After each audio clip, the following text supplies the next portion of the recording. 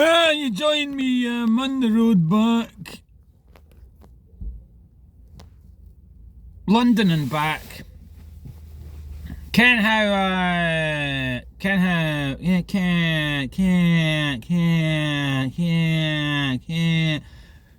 You know, saying you've got to have the constitution of a truck to do anything, right? Anything well, right? You just got to keep going and go get on your grind, yeah?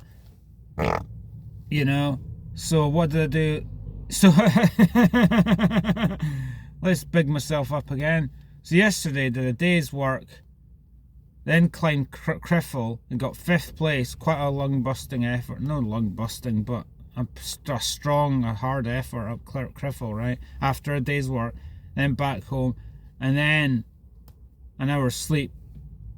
Literally an hour's sleep up at 4 o'clock to drive down to London. And I'm in Stafford now, and I'm coming back. So driving down to London and back in a day after an hour's sleep and climbing up Criffel, you know. So that speaks to the whole recalibration of the HP, the hypothalamic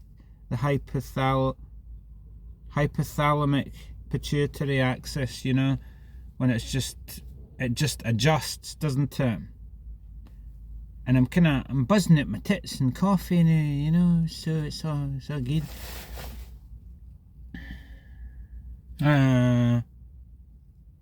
But I really want. I know.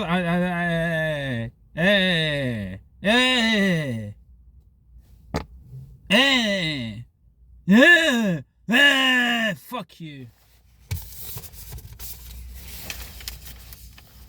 Don't care if this is boring, right? I'll do this all the time. I'll do 10 videos a day until everyone gets bored of me. I don't care. And this is punishment this is punishment to the world for me not having a successful YouTube channel. How'd you like that? 1.1 thousand videos, right? Oh, it's just no cohesive. Maybe the problem is I'm just too intelligent. My mind goes off on these I'm not like a dummy that goes, hey guys, ta. You know, I'm actually making some sophisticated points. At least some of the time I've tried to explore things. But of course, when you do that, as I've said, you get paid as a nutcase for indulging your lateral thinking. Oh, I'm so scared. I'm scared of talking to a camera and exercising my brain and thinking in the moment and sort of having a conversation with myself in the moment and discovering new ideas. I've done that sometimes. I've come up with things, you know, before. I'm so scared. Oh, I might go mad. The endurance, this speaks to the endurance, doesn't it? I was literally nearly falling asleep there. On the way down, it's really, it's amazing. It's like doing a drive to London and back in a day, no stay over, just day it all in one. That, you know, you know, that's a bit of an endurance fest. But you push yourself and you discover that you're capable of more than what you thought you could do. It reminds me of when I went down to Wales. I went down to Wales for this Wales and back in the day. Back in the day. So this is more than that. This is like 12 hours drive. But again, this is nothing compared to, remember I was telling you before when we went from Glasgow to Cornwall in one day. Was that 700 odd miles? And then plus all the driving and traipsing about the country we'd done before that. That's so this is fuck all. London and back in the day is fuck all. You gotta push the boundaries, Ken. What I've discovered, this is the thing about driving, you get used to driving. You get used to driving. You do actually get used to it. It's amazing what the body actually gets used to, you know. But I went down to Wales, right, and for a sports massage. See the distance you've got to travel, you get a decent sports massage. It's a bit shite though, because didn't even get a fucking happy ending. It was fucking rubbish. Went all that way and she didn't even, it was shite. Didn't even tickle my balls, Ken. Get on, just tickle the balls, just a wee bit. Come on, I've travelled all the way for Dumfries, fuck's sake, fuck you. No, that's actually what happened. I remember that I was in the old Toyota Corolla.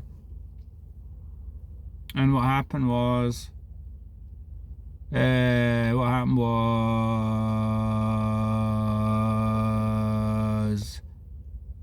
locked the keys in the car. Is that even possible in one of these old cars? Something like that. I just remember I had to get the breakdown to come out, and then the guy took the window out, one of those kind of, you know, clever wee things. He took the window out, and then he found, and then, you know, but it's quite weird walking about this wee town village thingy in Wales, and everyone was talking Welsh. It was weird. It's weird that they arrived in a foreign country.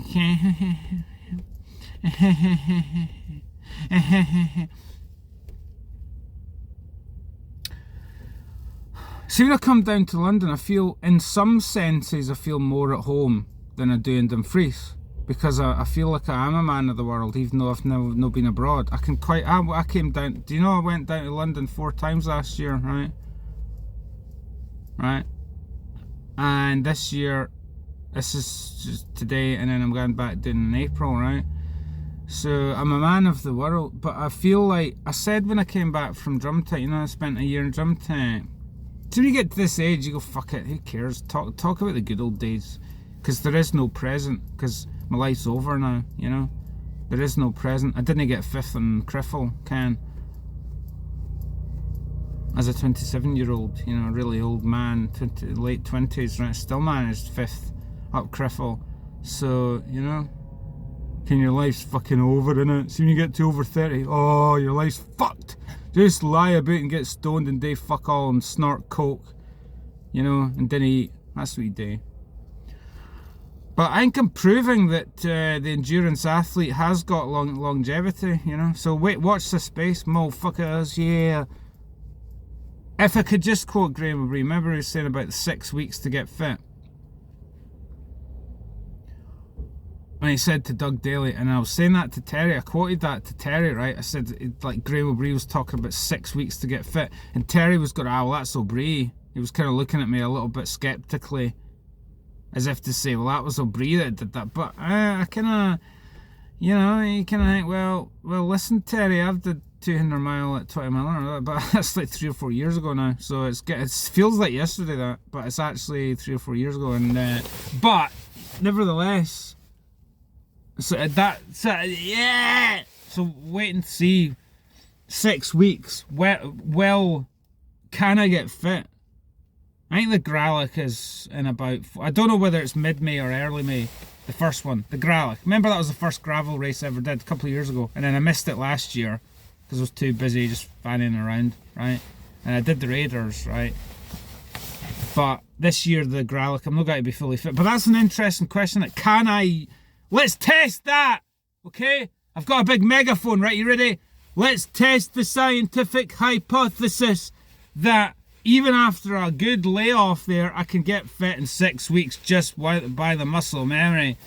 And all those 60,000 miles, it's waiting, the sleeping, never underestimate, never, you know, awakening the sleeping giant, you know. 6 weeks, can I do that? 6 weeks to get race fit. That's, you know, let's cut it short there. As I said before, we're aiming for the Raiders 3-day in the summer, right? So can I get fit in 6 weeks? Well, we got 5th up Criffel there, and I'm not even hiking and walking, so that speaks to the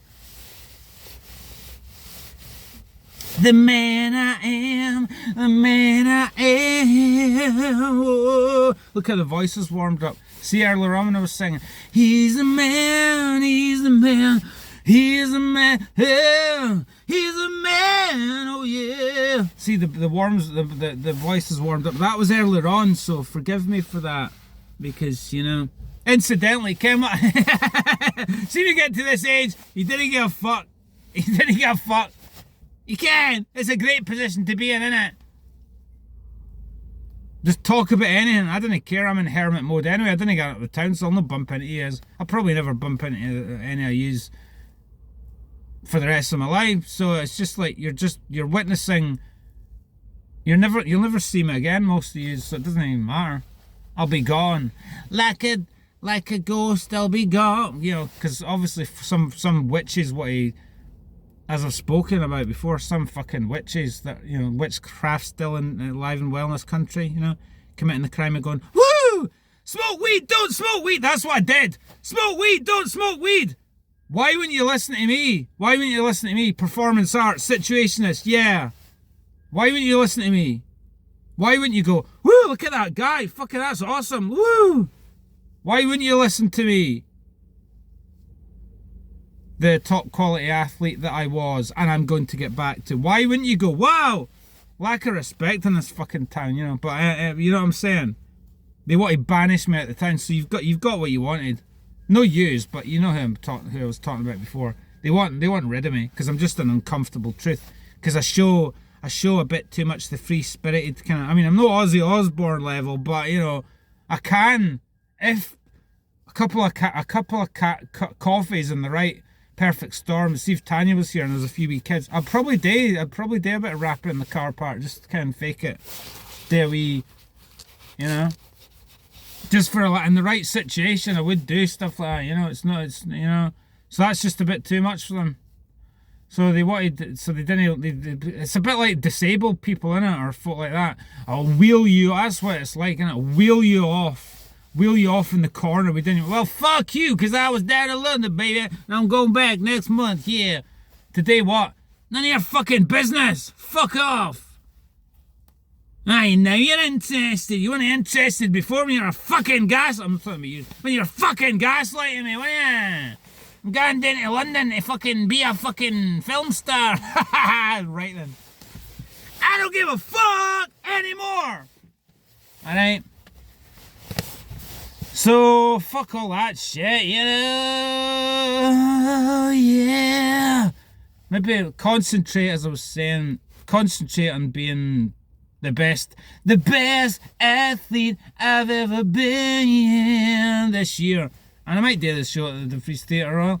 That's if you didn't get folk phoning up to protest. A bit like, you know, some of these fucking dicks. Didn't let him do it. Why are you listening to her? She knows fuck all. It's a bit like David Icke when he got cancelled for some of those shows.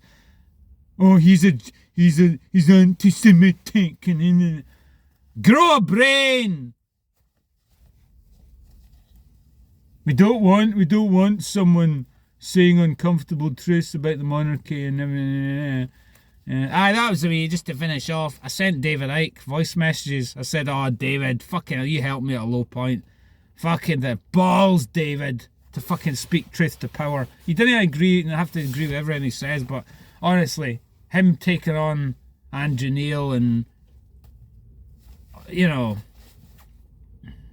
the Wogan show was just the start. There's other stuff. Some of his presentations, I didn't dig all of it, but some of it was quite motivational. It was quite so I just sent David Icke a bit of love. I was saying, thanks for the inspiration. At least you didn't give a fuck. At least you say what you think. That's what I'd do. I mean, I might not have produced the same body of work as him, but to quote myself, look at the age that we're living in with the connectivity. At least I'm embracing it. At least I'm reaching out to famous folk and saying, David, living the fucking dream. You might listen to it. Obviously, it doesn't show whether he's listened to it or not, but, you know, do it as if, like when I was saying, dance if no one's watching. Speak as if you're talking to David Icke. He's right there, and you go, David, fucking salute you for at least facing that level of humiliation and being able to say what you think. That's pretty cool, you know. So, you know, he's no just the only one of the folk that I look up to, you know, but I you know, why not? It's a laugh, innit? It makes me laugh. It makes, it's just, Ken, I mean,